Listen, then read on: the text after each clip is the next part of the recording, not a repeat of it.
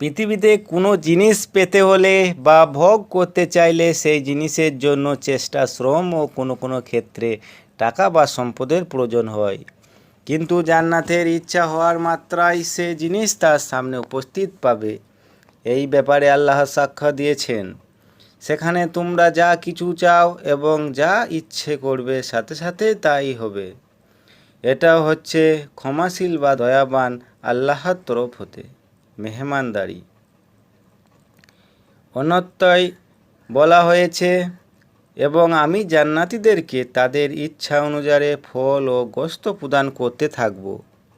এই দান স্থান ও কালের সাথে সীমাবদ্ধ হবে না, চিরদিন প্রদান করা হবে নিয়মিতভাবে। যেমন আল্লাহ বলেন, সেখানে তাদের নিয়মিতভাবে সকাল সন্ধ্যা খাদ্য পরিবেশন করা হবে।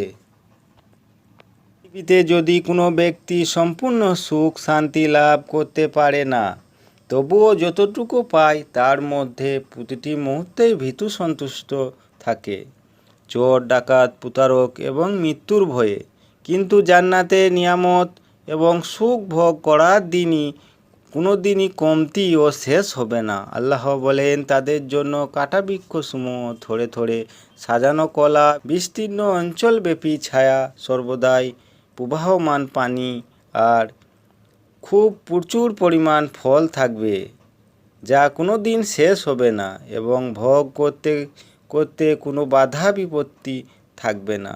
মহান আল্লাহ বলেন, তারা সামনাসামনিভাবে সাজানো সারি সারি আসনের উপরে ঠেস দিয়ে বসে থাকবে, এবং আমি তাদের সাথে সুনয়না হুরদের বিবাহ দিব। ডাগর চক্ষুওয়ালা নারী, যাদেরকে বাংলা সাহিত্যের ভাষায় হরিণ নয়ন বলা হয়। হুর সম্বন্ধে ব্যাখ্যা দিতে গিয়ে মুফাসসিরগণ দুই ভাগে ভাগ করেছেন। এক দল মতে সম্ভবত এরা হবে সেই সব মেয়ে যারা বালেগা হওয়ার পূর্বে মৃত্যুবরণ করেছিল, আর যাদের পিতামাতা জান্নাতে যাওয়ার যোগ্য হয়নি, সেই সব মেয়েদেরকে সরসী যুবতী করে হুরে রূপান্তরিত করা হবে,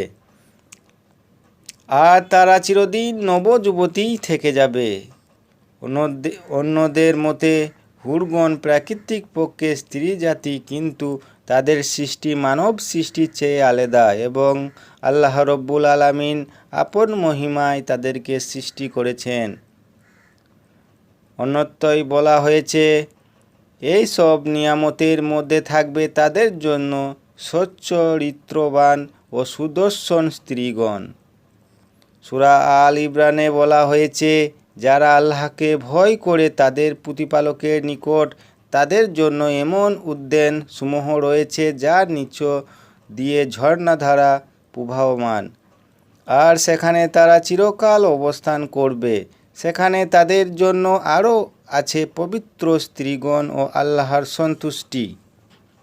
আল্লাহ বলেন, আমি জান্নাতি নারীদেরকে বিশেষ রূপে সৃষ্টি করেছি, তারপর তাদেরকে চিরকুমারী, কামিনী ও সমবয়স্কা বানিয়েছি। এই সমস্ত হুর এবং স্ত্রীগণ শুধু কুমারীই হবে না, বরং এমন অবস্থা থাকবে যে জান্নাতীদের স্পর্শে পূর্বে কোনো মানুষ অথবা জিন তাদেরকে স্পর্শ করেনি বা দেখেওনি, কেননা বিচারের পূর্বে কোনো ব্যক্তি জান্নাতে প্রবেশ করতে পারবে না, তাই তাদের দেখা বা স্পর্শ করাই সম্ভব নয়। আল্লাহ রব্বুল আলামিন নিজেই বলেছেন, তাদেরকে জান্নাতীদের পূর্বে কোনো মানুষ অথবা জিন স্পর্শ করেনি। আল্লাহ বলেন, হুর উদাহরণ হলো আবরণে রক্ষিত মুক্তার মতো সুন্দর ও উজ্জ্বল। এবং আল্লাহ আরও বলেন, তাদের চোখ সর্বদাই অবনত, পবিত্রতা যারা অন্যের দিকে তাকায় না, সুন্দর চোখ বিশিষ্ট, এবং তারা যেন ডিমের আবরণের ভেতর সুপ্ত উজ্জ্বল। আনাস ইবনে মালিক রাদিয়াল্লাহু আনহু থেকে বর্ণিত, নবী করিম সাল্লাল্লাহু আলাইহি ওয়াসাল্লাম বলেছেন, জান্নাতীগণের স্ত্রীদের মধ্যে থেকে কোনো একজন স্ত্রী যদি পৃথিবীর দিকে উঁকি মেরে দেখত, তবে আসমান ও জমিনের মধ্যবর্তী সব কিছু আলোকিত হয়ে যেত এবং গোটা পৃথিবীর সুগন্ধে ভরে যেত। তার মাথার ওড়নাটি পৃথিবীর সমস্ত বস্তুর চেয়েও দামি। অন্য বর্ণনায় এসেছে, হুরেরা অত্যন্ত উজ্জ্বল, সুন্দরী, রূপবতী ও লাবণ্যময়ী, সুন্দর ও বড় বড় চোখের অধিকারিণী হবে।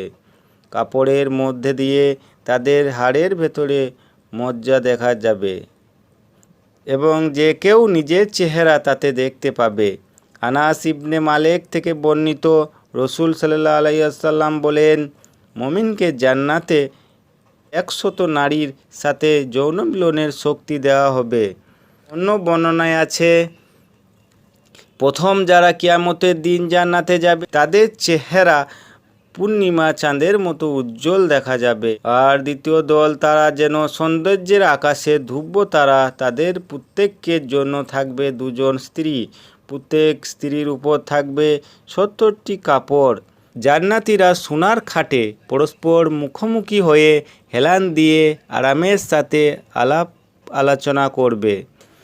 আল্লাহ বলেন, তারা এবং তাদের স্ত্রীরা ছায়ার মধ্যে খাটে হেলান দিয়ে বসবে, সেখানে তাদের জন্য রয়েছে ফলমূল এবং তারা যা চাবে সবই পাবে।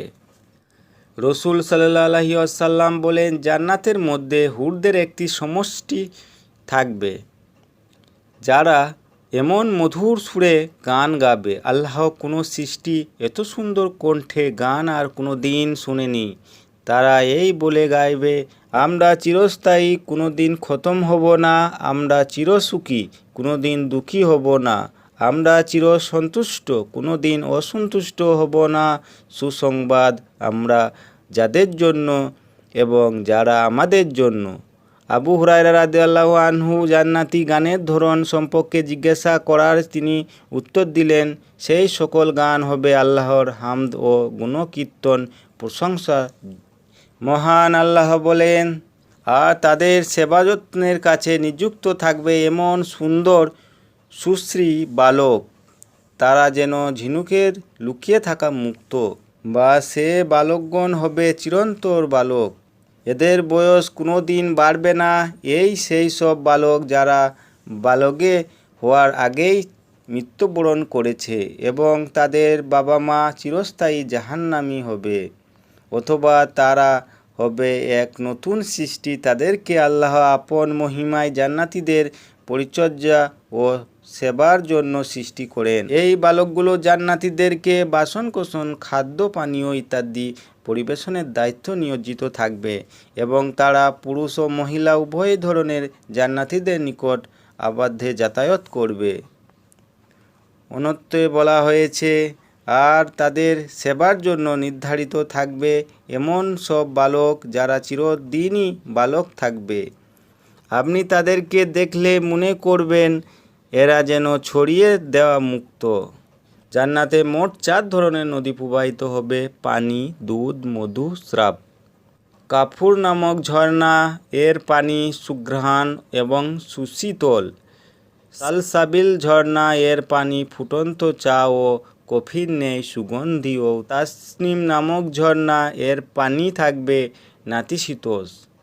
আল্লাহ তাআলা বলেন, আর যারা ঈমান এনেছে এবং সৎ কাজ করেছে তাদেরকে শুভ সংবাদ দিন যে তাদের জন্য রয়েছে জান্নাত যার তলদেহে নদী প্রবাহিত। আল্লাহ তাআলা আরও বলেন, মুত্তাকিদের যে জান্নাতের প্রতিশ্রুতি দেওয়া হয়েছে তার দৃষ্টান্ত, তাতে আছে নির্মল পানির নহরসমূহ, আছে দুধের নহরসমূহ যার স্বাদ অপরিবর্তনীয়, আছে পানকারীদের জন্য সুস্বাদু সুরার নহরসমূহ, আছে পরিশোধিত মধুর নহরসমূহ এবং সেখানে তাদের জন্য আছে প্রত্যেক প্রকারের ফলমূল। আল্লাহ তাআলা আরও বলেন, নিশ্চয় মুত্তাকিদের থাকবে নিরাপত্তা স্থানে, উদ্যান ও ঝর্ণার মাঝে। আল্লাহ তাআলা আরও বলেন, উভয়ে উদ্যানে আছে উচ্ছ্বলিত 2 প্রস্রবণ।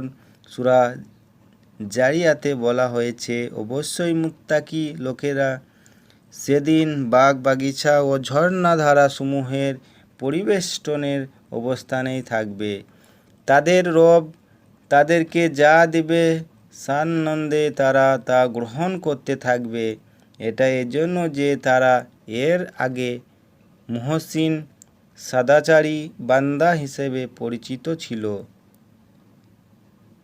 বাগানসমূহের নিচ দিয়ে প্রবাহের অর্থ হচ্ছে বাগানসমূহের পাশ দিয়ে নদী নালা প্রবাহমান থাকবে। কেননা বাগ বাগিচা যদিও নদীর কিনারে হয় তবু তা নদী থেকে একটু উঁচু জায়গায় হয়ে থাকে এবং নদী ও বাগান থেকে সামান্য কিছু নিয়েই প্রবাহিত হয়।